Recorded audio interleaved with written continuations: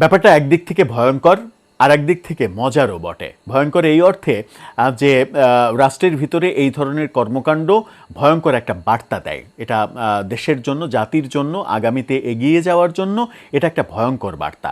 আবার মজার ব্যাপার এরকম যে পালিয়ে থেকেও কখনো কখনো এই ধরনের কর্মকাণ্ড করা যায় এবং এই ধরনের কর্মকাণ্ড করে আলোচনায় আসা যায়।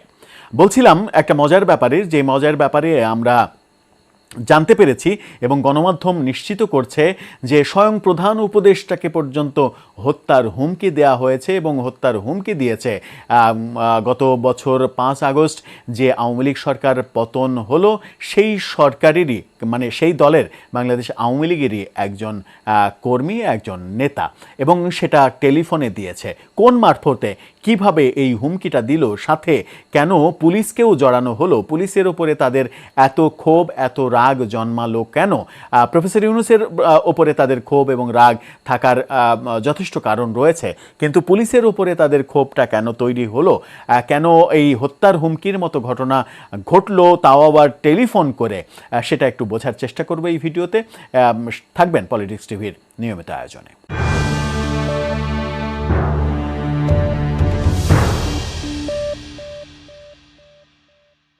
দর্শক, বলছিলাম ব্যাপারটা একদিক থেকে ভয়ঙ্কর আর একদিক থেকে মজার।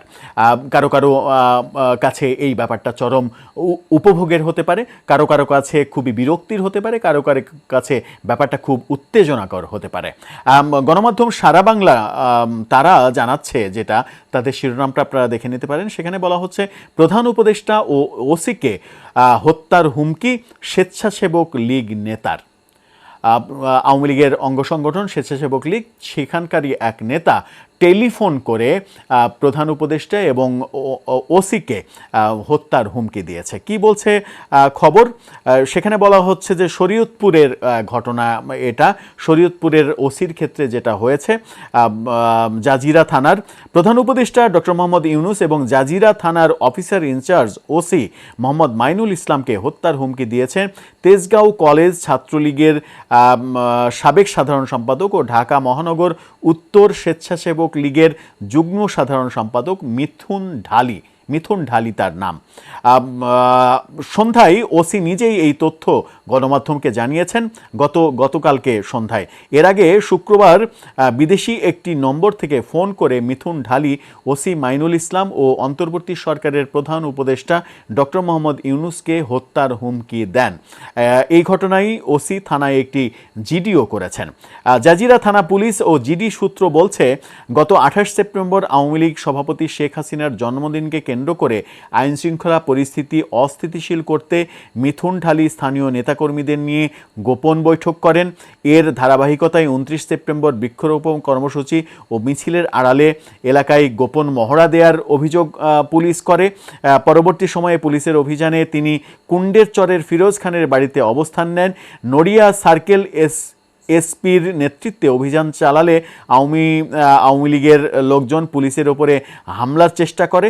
পরে তারা পালিয়ে যায়। রাষ্ট্রবিরোধী ষড়যন্ত্রের মামলায় মিথুন ঢালির নামে মামলা করা হয়েছে। তার নামে মামলার এজাহার নামীয় 2 নম্বর আসামি হলেও তিনি বিদেশি নম্বর ও সামাজিক যোগাযোগ মাধ্যমে হুমকি এবং উস্কানি দিয়ে যাচ্ছেন। বিদেশি নাম্বার ব্যবহার করছেন, তার মানে কি তিনি দেশের বাইরে রয়েছেন? দেশের বাইরে থেকে ওসিকে ফোন করে সরাসরি হত্যার হুমকি দিয়েছেন তিনি, যে আপনাকে তো হত্যা করবে, প্রফেসর ইউনূসকেও হত্যা করব।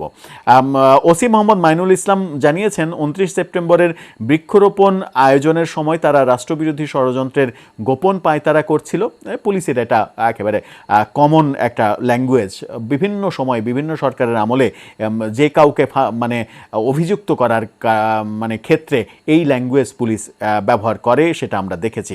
পুলিশ অভিযান চালালে তারা হামলার চেষ্টা করে। মামলার আসামি হওয়ায় মিথুন ঢালি ক্ষিপ্ত হয়ে আমাকে এবং প্রধান উপদেষ্টাকে হত্যার হুমকি দিয়েছে।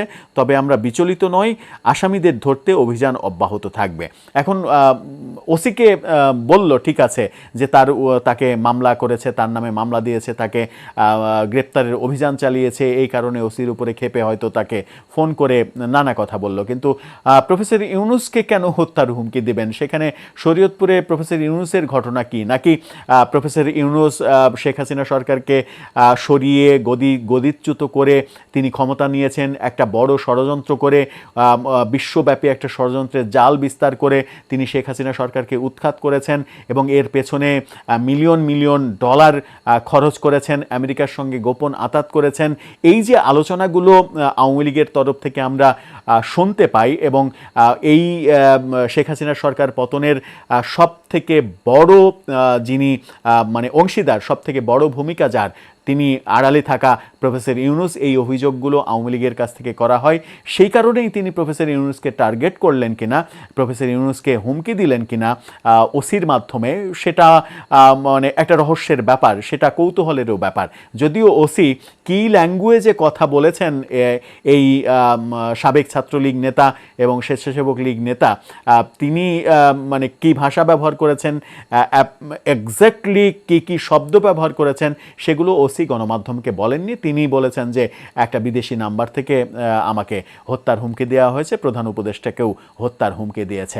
আমার মনে হয় যে ব্যাপারটা আরও স্পেসিফিক করা উচিত ছিল, প্রয়োজনে কল রেকর্ডটা ফাঁস করে দেওয়া উচিত ছিল। কল রেকর্ডটা ফাঁস করে দিয়ে, যেমন ইতিমধ্যেই বেশ কিছু কল রেকর্ড আমরা শুনেছি যে বিভিন্ন থানার ওসিকে, যেমন মিরপুর থানার ওসিকে এক ছাত্রলীগ নেতা বিদেশ থেকে ফোন করেছেন, আর একটা থানায় এই মুহূর্তে নাম মনে হচ্ছে না কোন থানার ওসিকে ফোন দিয়েছেন, ফোন দিয়ে তাকে জবাবদিহি করছেন এবং বলছেন যে আমরা ফিরে আসলে আপনাদের বিপদ হবে, এই কাজগুলো করেন না, যেটা সঠিক সেই কাজ করেন।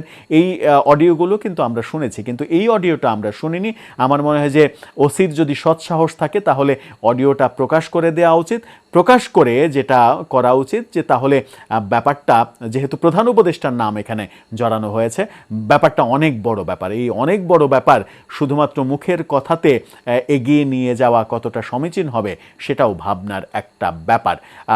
আমরা যেহেতু জানতে পারছি না যে কী ল্যাঙ্গুয়েজ ব্যবহার করেছেন এই হুমকিদাতা, সেহেতু কনফিউশন থেকেই যাচ্ছে যে কেন প্রধান উপদেষ্টাকে টার্গেট করলেন, আর কেনই বা একটা মামলায় আসামি করার জন্য ওসিকে হত্যার হুমকি দেবেন, সেটাও একটা বড় প্রশ্ন। কারণ যে কোনো কিছুতেই কি যে কাউকে হত্যার হুমকি দেওয়া যায়?